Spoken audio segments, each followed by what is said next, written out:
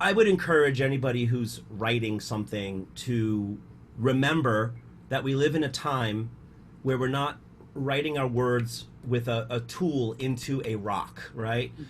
So it's there forever. Otherwise, you have to crash the rock to make sure nobody sees the horrible things that you wrote. But we live in a time where you can just write and write and write and change it all. I think it is vital to use this and this and this on your first draft. You've got to, as I say, puke it out, vomit it out, just get it all out, and then go back. Perhaps in the section of the work where you are taking, you're editing, take that written stuff, and then when you're editing, you'll very easily be able to go, no, no, that's not going, that's not staying. But I think that we see things differently in little black and white letters on a computer screen than we do on a piece of paper, where the penmanship literally is our own personality. Like, people can tell your personality by reading your handwriting for a reason. It is an expression of how you think. I can't finish a word because I'm on to the next word, or I take a lot of pauses. You know, there's a lot of periods, or very clear because I'm taking my time to think about it. When you're writing, you've got to just not care, and you've got to throw it all out the window after you've puked it all out. 2020 marks the 200th anniversary of the Radical War of 1820. Paisley, The Untold Story, is an ambitious long-term heritage and culture programme which seeks to deliver Renfrewshire Council's vision for the regeneration of Paisley Town Centre. The Paisley Radicals project is part of this programme of activities produced jointly by Paisley TH Cars 2, Renfrewshire Council's events team and Renfrewshire Leisure Arts. Hi there, my name is Barry and I am the Director of Civil Disobedience. We are a production house based in Edinburgh, and earlier this year we won a tender to project manage a celebration of the 200th anniversary of the Radical War, with a particular focus on Paisley's role in that uprising. This session is a creative writing session that we've put together for Sma Shot Day. And although we would love to be in a room with you, supporting and mentoring you in real time, we know the reality of our world is that we can't do that. Instead, I've come out into the sunshine today and I'm filming from the old Kelton burial ground in Edinburgh. And I'm filming from here for a very particular reason, because there is actually a monument here to some of Scotland's radicals. So this online session for Sma Shot Day will be delivered in 3 sections. The first section is looking at the history, what the actual Radical War was, what Paisley's role was, and how those events impacted on future society. We'll draw parallels to what's going on in the world right now, and we'll ask you to explore your own radical behaviours from the past or your ambitions for radical behaviour in the future. For the next section of this session, we'll talk to a bunch of writers, people who do this for a living, and we'll ask them to break down what they think makes for good writing.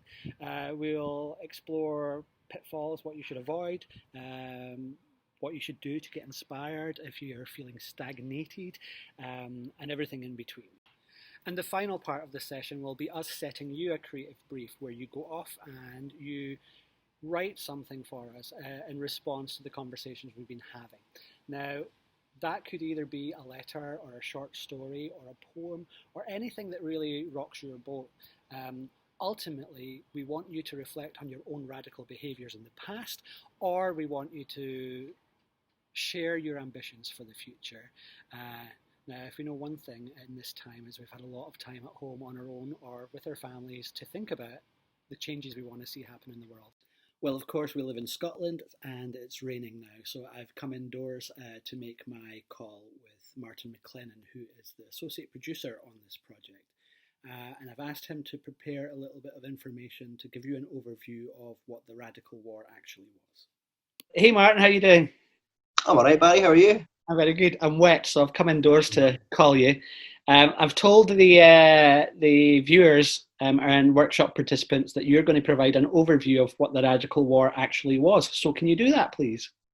Sure. So 1820, specifically April 1820, The people in Paisley and indeed across the UK had been living under radical times, shall we say. Towards the tail end of the last century, there had been the American Wars of Independence, there had been the French Revolution.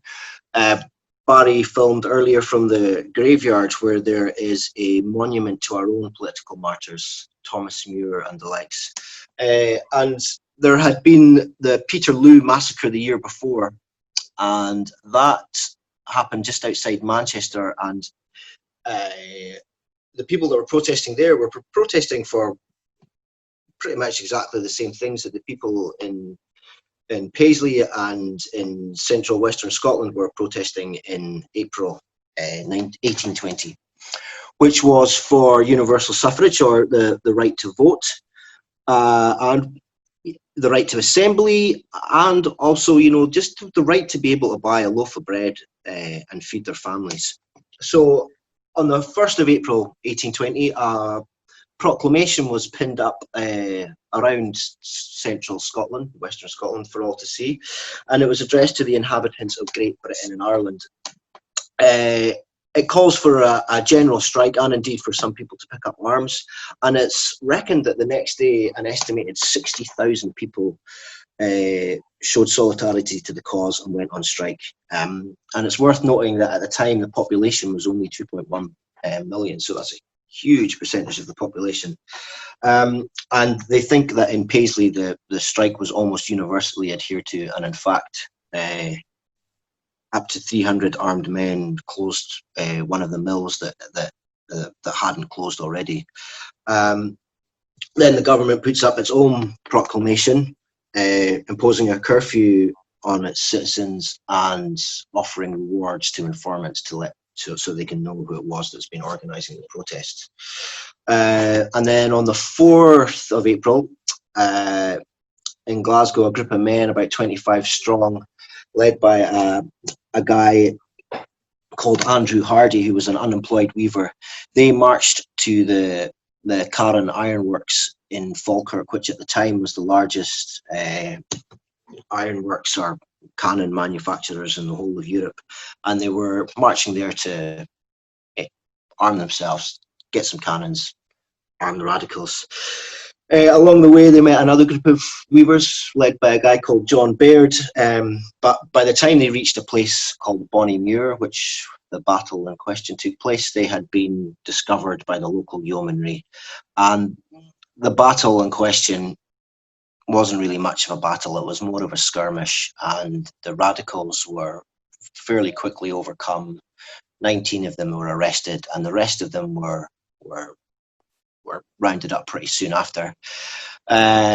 Also in Strathaven on the morning of the 6th, another band of radicals led by James Wilson, they marched out, and they had a few banners. The most famous one saying Scotland free or a desert, and they got about as far as Rutherglen before realising that the support that they were hoping to come just wasn't there, and so they dissipated, and in the end, again, everybody was arrested.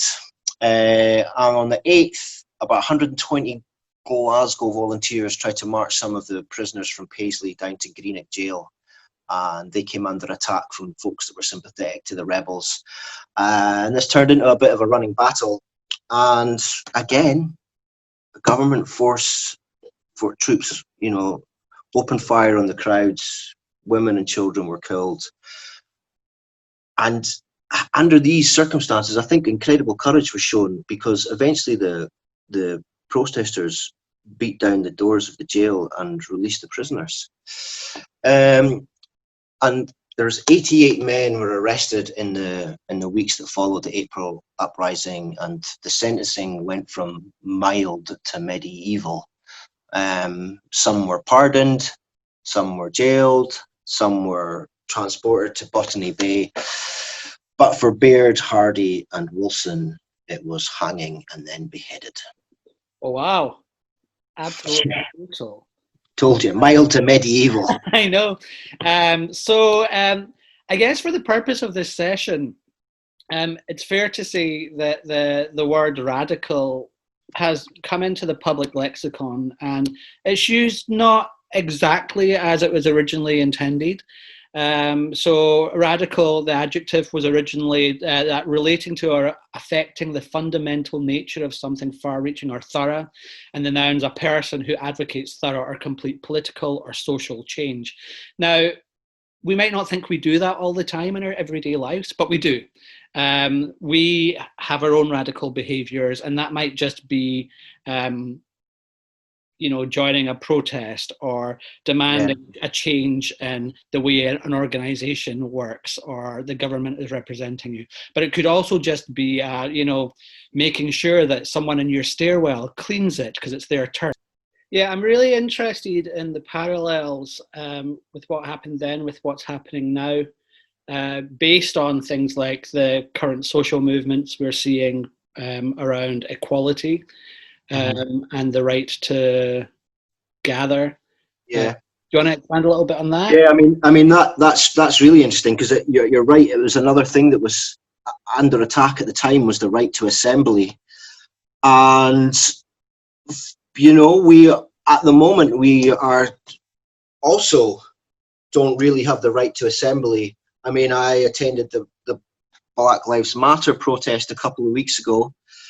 I did it socially distant, but the parallels are clear. If whether it's here or whether it's in other places in the States. I mean, just today in Hong Kong or in China, they've passed laws which has words like sedition and secession, which our period is full of. I don't think you can be tried for sedition anymore in the UK, but at the time, so trying to overthrow the government or install any kind of different government was treasonous and a very, very serious issue.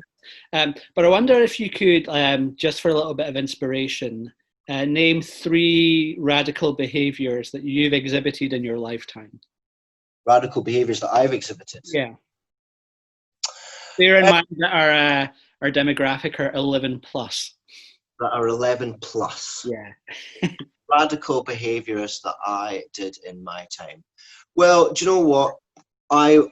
From a young age, I always questioned my teachers, to the annoyance of some, and to the good ones. They thought they pointed me in the right direction and didn't see my questions as a nuisance. Sorry. Yep. Other radical behaviors. I have been a skateboarder most of my life, which you're thinking, I don't mean radical in that sense, but skateboarding is a funny thing in that it's something that was very much on the margins, but has been brought into the mainstream. And it's at the Olympics, and there's shops on the high street now that sell the skateboarding life and lifestyle and fashion to people without them taking it up. But it's something that you cannot do without annoying the authorities, and it seems like such a strange thing to annoy people when it's. I've never met a nicer, politer group of people than the skateboarders. And a third radical behavior that would appeal to 11 pluses. I always unashamedly like the music that I like, and it doesn't matter what other people think. And I'm not just saying this because Barry's on the line, but I loved Kylie Minogue when I was younger, and that it wasn't cool. It wasn't cool. I've always been a boxer. Yeah, so thank you very much for the overview and hopefully a little bit of inspiration for our writers. You've agreed to interview Duncan McIntosh from the University. Nice to see you again. Nice to be with you again. So the Radical War in 1820. Do you think that war is too grand a title for the Yes, uprising? I think in terms of armed conflict, it was just a skirmish and some rioting, which doesn't make up to a war. I mean, it was very, very serious, and it really shook the establishment very badly. They were very, very worried, but they really always had the upper hand. Yeah. I mean, the Napoleonic Wars were not long finished, just five years before, and they had very well organised armed forces and militias.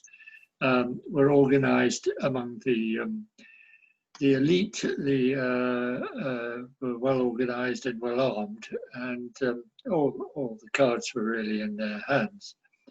But of course, this was an unprecedented situation. You had a general strike, really, of all the industrial workers in central western, the western part of the Central Belt and wider.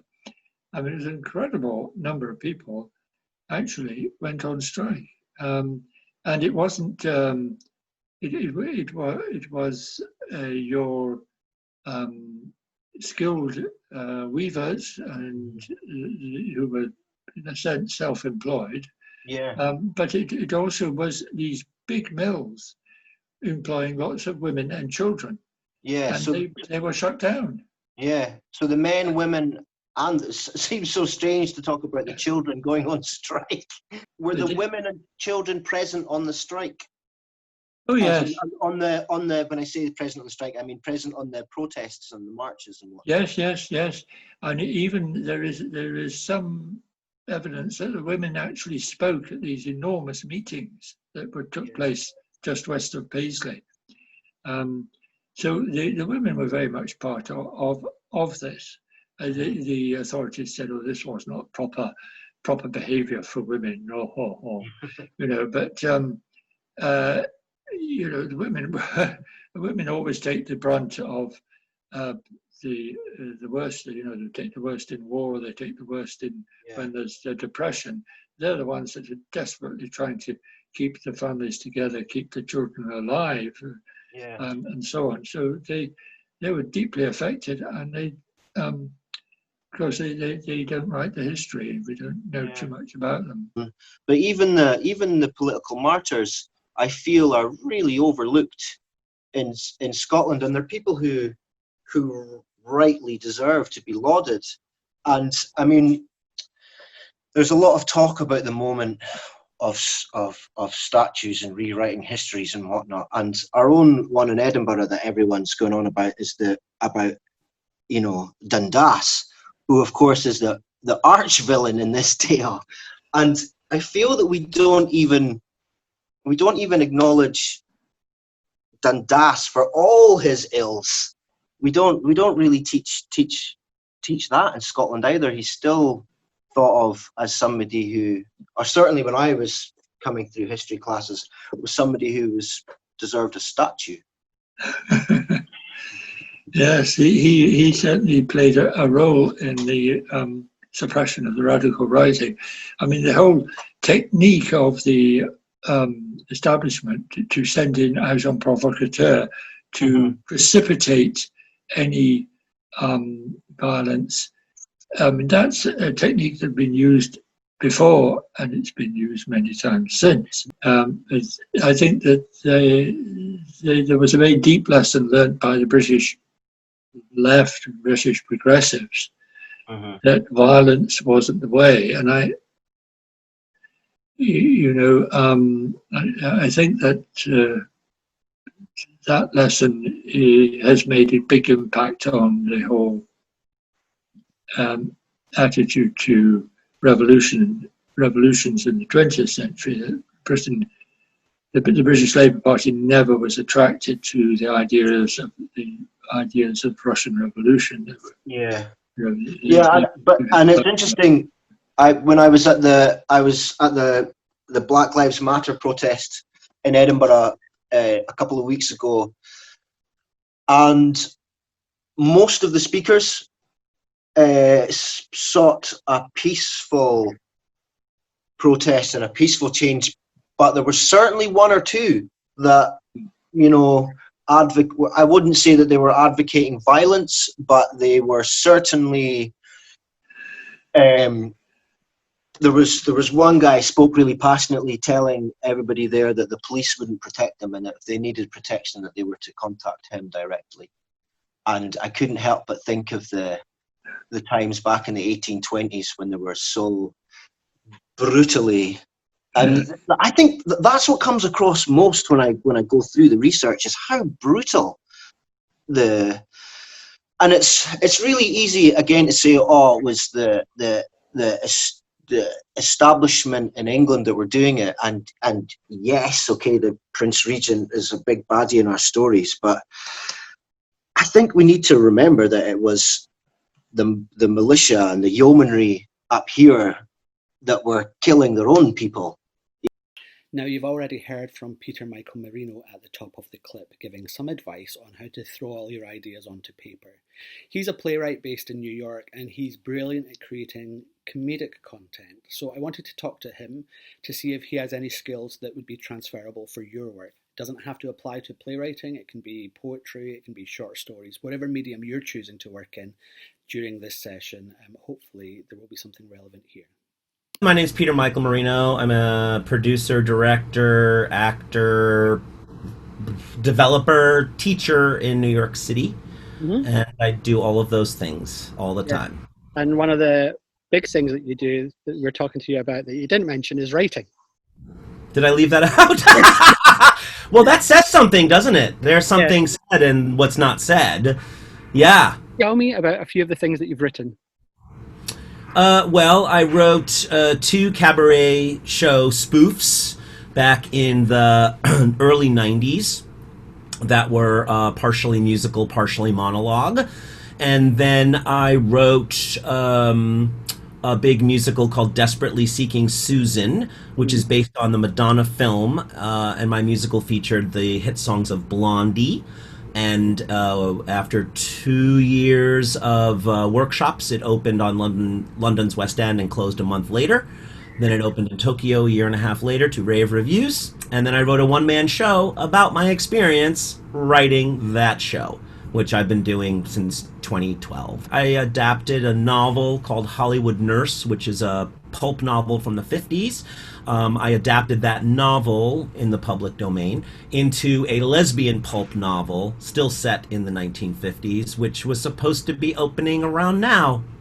Oh, and obviously you are like the rest of us, and you are living in a COVID world where your opportunities are dwindling.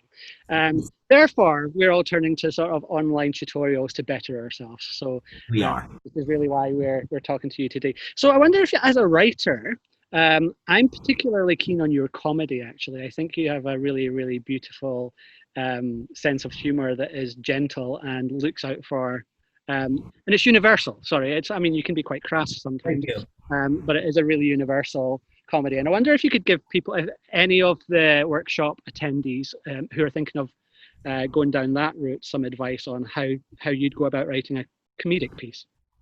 Yeah, I mean, I think it's really important what you touched on about universality, because comedy and universality go together. So I've taught comedy sketch writing at a number of universities in the New York and New Jersey area for quite a few years, as well as my solo show classes, which started out as just classes in writing solo shows and then became how to turn those horrible life experiences into something funny, because I feel like audiences respond more to comedy than they do to drama. So comedy is someone in trouble trying to get out of trouble. That is the simplest way to put it all. Comedy is people seeing what's happening and not being able to deal with it. Comedy is people not seeing what's happening and being the reason why things are going wrong all around them. So when I wrote Desperately Seeking the Exit, originally it was a tragedy about a horrible experience that an American had in a foreign country writing a musical that tanked. But then I knew nobody would want to hear that because that sounds like a therapy show. So I got together with my comedy mentor, Steve Kaplan, who wrote a great book that just Google him, Steve Kaplan. Find his books, read his books, because he really does break down what comedy is. I think people have a concept that comedy cannot be taught, and it absolutely can be taught. Once you learn the rules and the tools, you can go back to your tragedy and turn it into a comedy. And that is done quite a few ways, like I had mentioned. Seeing and not seeing.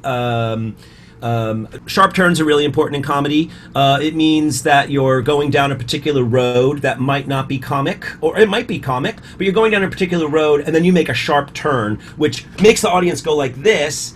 And if you make that sharp turn something funny, it really kind of lifts that whole section up and helps move it forward as well. You're giving us a release in some way. And generally, that comedy is coming out of something that is universal, something that everybody can relate to. Look, we all want something. I think we do. We all have something we want, but we all don't have the skills to get what we want. The comedy comes out of us trying to overcome those things that get in the way of us trying to get what we want. So a classic example would be the guy trying to get the gal in a sitcom. Well, the guy doesn't know how to talk. The guy says all the wrong things. The guy forgets his fly is open. All these things are getting in the way of this guy getting the girl. Yeah. But we're rooting for this guy to win. We want him to win. So we laugh at his mistakes, realizing that they are very much our own mistakes, us getting in our own way of our own dreams and desires. So here we are at the part where I'm going to deliver the actual creative brief for this writing session. Think about the Paisley radicals, those who were instrumental in the radical war that Martin spoke about. What made them special? Were they special? Maybe you think they were just troublemakers and I'm projecting my opinions on you. And that's fair. We can differ. Now, think about yourself though.